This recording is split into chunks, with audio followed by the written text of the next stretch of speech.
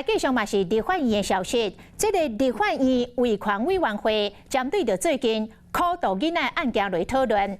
卫福部长试水员有针对这个部分来道歉，也毋过试水员是拖将近1点钟才来就台。上主要是因为民进党不满着国民党的立委王玉敏做调集委员，要求爱来换人。就安尼，那里个立委伫咧台顶弯弯做一会。 甚至民进党的立委吴思瑶徛伫发言台的时阵，佫一度互国民党的立委陈玉珍来揪落台，这个场面是相当的混乱。林月琴委员、陈昭之委员徛起咧发言台，民进党立委吴思瑶手要讲话，煞互拿赢的查某立委团团包围。巧心，我会受伤，巧心，不会，你没有那么可怜。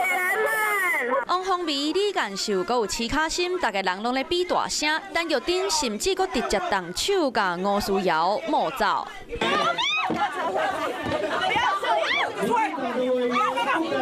伫边仔等要放质询的卫福部长试水员，看哪里安尼吵嘛，唔知要安怎。我告诉大家，这一件事情发生的时候，我也是3月11号。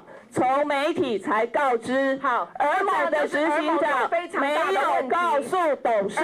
那也是川便便针对立营的质疑，国民党团就动员直接化工要开会。在上个礼拜4，我已经公开请辞了儿福联盟的董事。 所以我不知道为什么还有所谓的利益回避的问题。强调家己做主席无问题，不过就伫咧原定结束聆讯发言了后，卫福部长就要开始宣布，前后拖到要1点钟，试水员总算上台讲话，导致一条生命的逝去，向家属和社会大众致歉。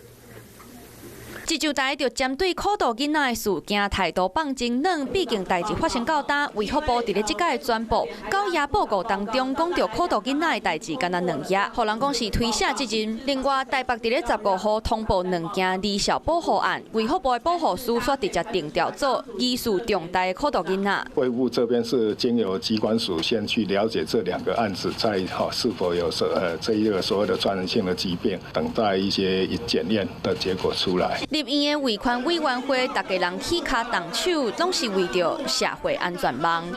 Hello， 大家好，我是林依文。想要抢先掌握最及时的新闻资讯吗？赶快订阅、按赞、开启小铃铛，锁定华视新闻的 YouTube 频道。